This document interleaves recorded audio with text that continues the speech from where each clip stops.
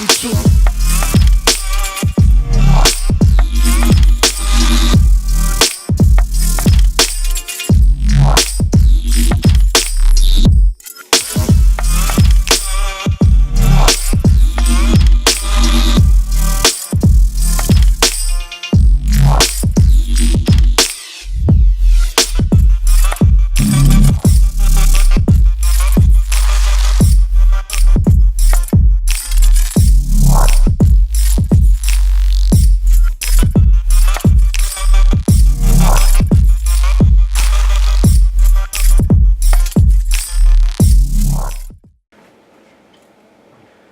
Hello everybody. Today, before we start diving into the actual content of the class, I want to talk about injury prevention through warm-ups, proper form and execution of these motions, as well as conditioning. So, in terms of your warm-ups, there's a bunch of liquid in your joints. And by the way, what we're protecting the most is your rotator cuff, which is mainly supported by 4 muscle groups, or by 1 muscle group made up of 4 muscles. I'm not a professional. I had a very good friend of mine who is in grad school for physical therapy, helped me put this video together, so big thanks to Max. And so what we're doing first is warming up. There's a bunch of liquid in your shoulders and in your joints. And what we need to do in our shoulders, elbows, and wrists especially is get that fluid all over everything, and then we need to, what we're doing is also priming those joints to produce more of that fluid. So we'll start with the wrists. We're here. And we call them just wrist tumblers. We have a bunch of made up names for this stuff. So we're going to kind of draw this X in front of us, where you end up with a palm up and the other palm up. Other palm up. And we're crossed like this, just rolling the wrists out. Everything we're doing is not about static stretches. What we're doing is dynamic stretches, or are dynamic stretches. So that means that they are in motion and they're not held stretches like this. So we are getting everything moving around here. From there, we're going to move to the elbows. And again, it's just going to be circles. And you can practice all your timings and directions here. You can practice your transition theory. This is what we've been doing. And then the shoulders. All of this, again, is kind of fast, non-intensive, relaxed sort of stuff. So one of my favorite ones is to do wheel plane split same here, and keep switching between them to get this big kind of like Tai Chi looking circle. So we're here, nice loose hands, and other side. Other side.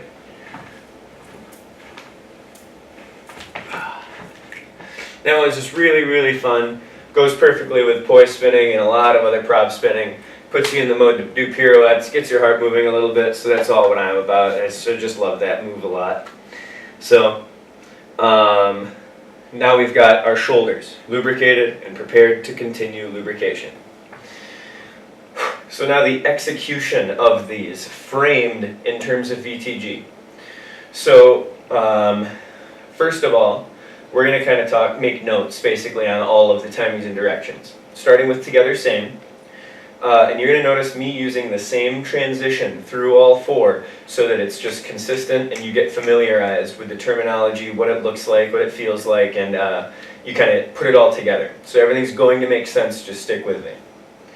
Starting with together same, we're down here, and we're going to start at with bent knees, and by doing this sort of dramatic, I was exaggerating this a lot in my first video.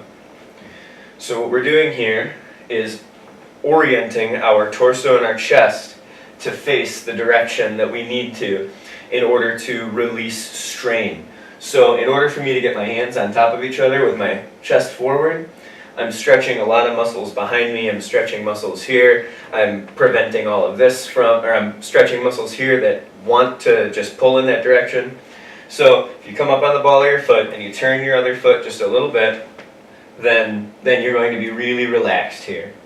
and you'll come up, and what I want to stress here is a slight angle forward and a slight angle away from your face.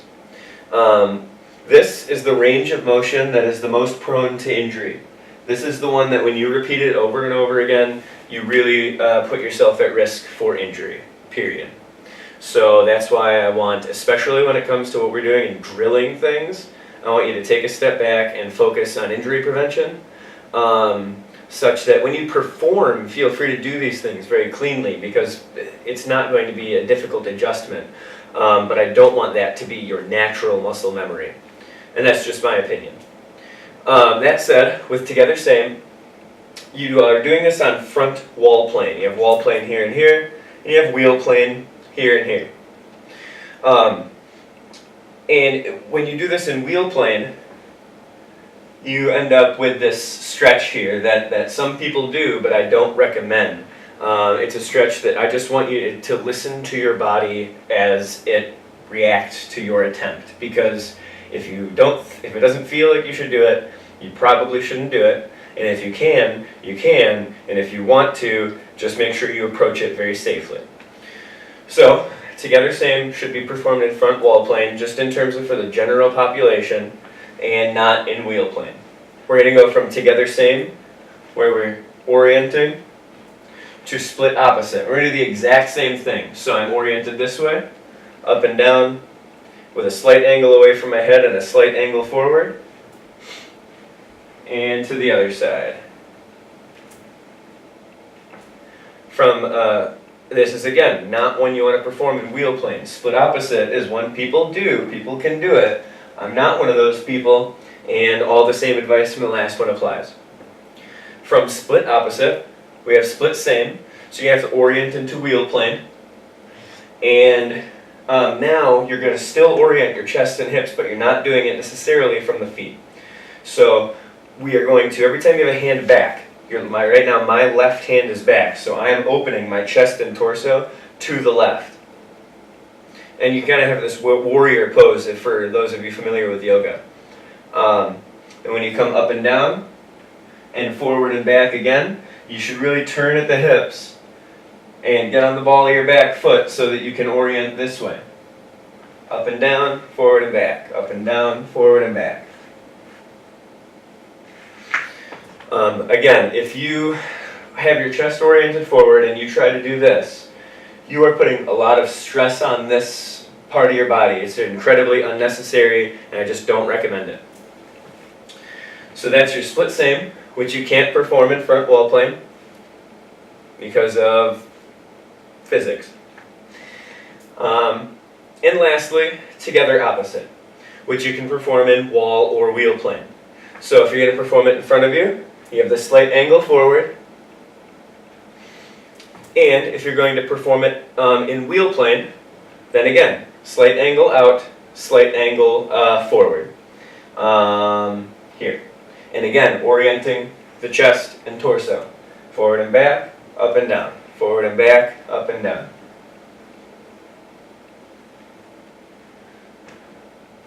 So, those are a handful of the execution notes that I want to make. Lastly, I want to talk about conditioning. So, first of all, the best time to condition is going to be hours apart from your practice. And it's better to condition about twice. It's not so great to do it once. 3 times is difficult, potentially too many. Really highly recommend twice. So if you practice in the middle of the day, do it in the morning and do it at night. We're going to talk about 4 exercises with a resistance band that are going to condition your muscles. And what we're doing is conditioning. That means we're not building muscle, we're building muscle endurance. And we're not building flexibility, we're building stability.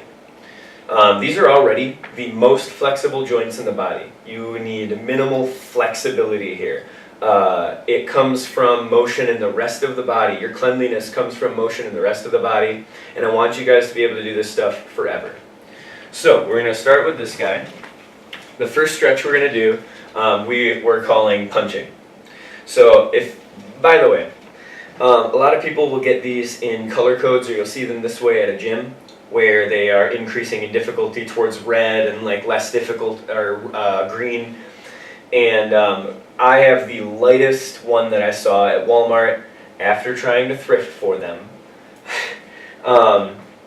And I'm able to create more or less resistance just by wrapping them up. So the first one is punching. What we're going to do is keep our elbow pinned to our body, and we're going to focus on this sort of range of motion here, this space, not too low and not too high. And by keeping our elbow in one plane, we are just going to punch forward, up, and down.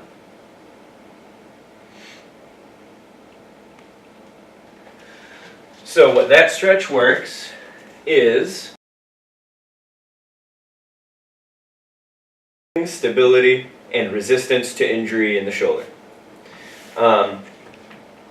Then we're going to do 3 variations of hand pull-aparts. Hand pull-aparts are going to improve the synergy between the muscles that move the shoulder and the muscles that hold the shoulder in place. Depending on your body and your, I don't know, there's very odd specifics. None of these are generally harder or easier than the other, but you will probably find that some of them are easier or harder for you. So, the most basic chest pull apart is going to be here, pull apart, relax, pull apart. Make sure that when you relax, you're not just letting it, you're not letting the resistance band do the work for you, you're still controlling it. And by doing this in all 3 locations, by doing this here, from the top down, and from the bottom up, by doing it in all 3 of those locations, you are really training all of these muscles to work together in different parts of their range of motion, such that they can help you, again, prevent injury, which is what this is all about. Lastly, we're going to do what we call the windshield wiper. And the windshield wiper trains your muscles to maintain stability while moving through a range of motion. So your windshield wiper is going to focus on kind of these box mode points here and here, where you are drawing basically a 45-degree angle from the ground in both ways. And you're going to maintain tension here and back. Here and back. And just like before, the up and down, like you don't need to be extreme. It's just an unnecessary amount of stress. What we're doing is not about building muscle, but protecting them. So, with all of that, there is so much more to be said, but I want this to be a short video. Talk to the people you know who study this stuff. Talk to the internet on forums and on Facebook and on YouTube. You know, study anatomy to whatever extent you find the time and ambition, but I want you guys to be able to do this forever. And that's just that I want to be able to do this forever. So, with all of that said, I'm going to say, I think, my staple sort of goodbye. Have a good one. Have a good everything from now until next time.